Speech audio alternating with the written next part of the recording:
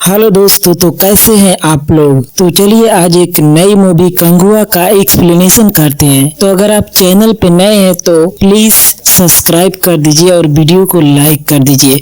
तो चलिए कहानी को शुरू करते हैं। सन 2024 में एक बच्चे के ऊपर कुछ साइंटिस्ट परीक्षण कर रहे होते हैं, क्योंकि उस बच्चे के अंदर अद्भुत पावर होती है और ये सब भारतीय सीमा के पास ही हो रहा है। कुछ रशियन लोग ये काम कर रहे होते हैं, लेकिन वहाँ से वो बच्चा अपनी पावर का इस्तेमाल करके किसी तरह से भाग जाता है। लेकिन उनका जो लीडर होता है इस बच्चे के पीछे अपने सैनिकों को लगा देता है। इसके बाद सीन शिफ्ट होता है और हमें दिखाया जाता है गोवा में, जहाँ फ्रांसिस अपने दोस्त कोल्ट के साथ गोवा पुलिस के साथ मिलकर अपराधियों को पकड़ने का काम करता है पैसे के लिए। और उसकी जो गर्लफ्रेंड है एंजेला, वो भी यही वाला काम करती है।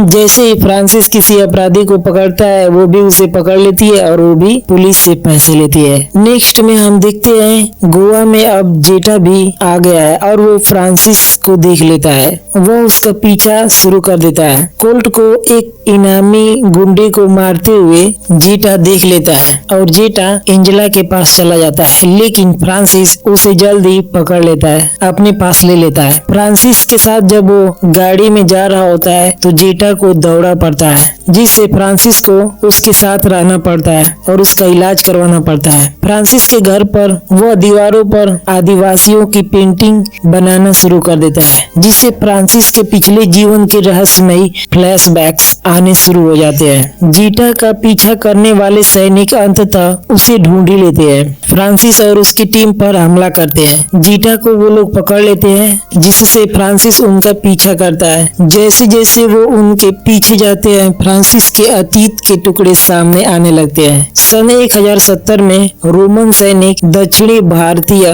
उपमहाद्वीप के पास 5 द्वीपों में से एक पेरुमची पर कब्जा करने के लिए प्रयास करते हैं। वहाँ का एक आदमी होता है कोडवन, उसकी मदद से वे द्वीप की रक्षा करने वाले 100 योद्धाओं को मार देते हैं। हालांकि एक जीवित योद्धा सेलुमारा वहाँ से भाग जाता है और सरदार सेंती को सचेत कर देता है। प्रतिशोध में सेंती के बेटे कंगा ने जनजाति के सामने कोडवन को मार देता है। दुख से अभिभूत होकर कोडवन की पत्नी अपने बेटे पुरुआ को कंगा को सौंप देती है और फिर आग में भागकर अपनी जान दे देती है। कंगुआ पुरुआ को अपने बेटे के रूप में मानता है और उसको योद्धा बनाने के लिए उसकी ट्रेनिंग भी कराता है। पेरुमची पर कब्जा करने में विफल होने पर रोमन पड़ोसी द्वीप अर्थी के सरदार उदिरन के साथ गठबंधन करते हैं, जिससे दोनों द्वीपों के बीच मौजूदा दुश्मनी और बढ़ जाती है। उदिरन के 2 बेटे कंगुआ और उसके कबीले पर हमला करते हैं, लेकिन वो दोनों मारे जाते हैं। पुरुआ कंगुआ पर चाकू से हमला करता है। इसके बावजूद भी कंगुआ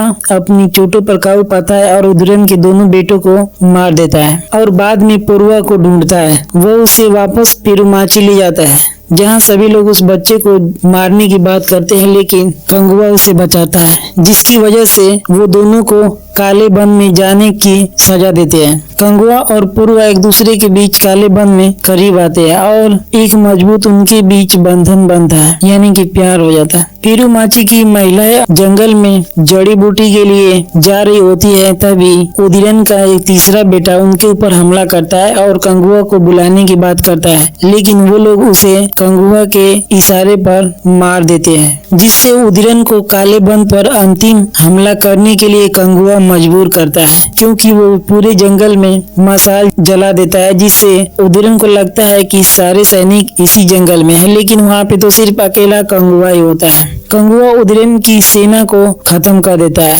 और उसके जहाज पर उदिरन को मारने के लिए चला जाता है, लेकिन उदिरन पुरुआ को रस्सी से बांध करके जहाज से लटका देता है, जिसे शार्क मछली खाने वाले होते हैं। उसको बचाने के लिए कंगुआ रस्सी को पकड़ लेता है और उदिरन उसे मारने लगता है। अब ये देख करके पुरुआ कंगुआ को बचाने के लिए अपना बलिदान दे देता है, जिससे काफी क्रोध में आकर के कंगुआ उदिरन को मार देता है और वो कसम कसम खाता है कि वो हर जन्म में पूर्वा की रक्षा करेगा। उसके बाद सीन शिफ्ट होता है और हमें उदयन के नाजायज बेटे रंथागासन को दिखाया जाता है, जो एक दासी से पैदा हुआ था। वो कंगुआ से बदला लेने के लिए कसम खाता है और वो अपने कबीले का सरदार बन जाता है, क्योंकि उसका सामना वहाँ पे कोई करने वाला नहीं होता है। सीन वापस से 2024 में दिखाया जाता है। फ्रांसिस को कंगुआ का पुनर्जन्म होने का पता चलता है, जबकि जीटा पूर्वा का पुनर्जन्म है। फ्रांसिस उनका एक स्ट्रिप यार्ड तक पीछा करता है और जीटा को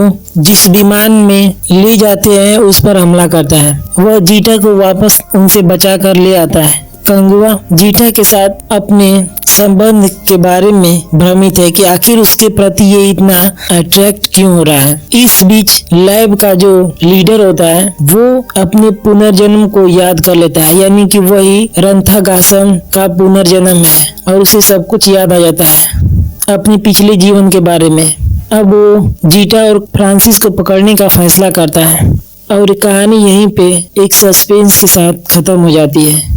यानी कि इस मूवी का जब दूसरा पार्ट आएगा तो पूरी कहानी समझ में आएगी। तब तक के लिए गुड बाय।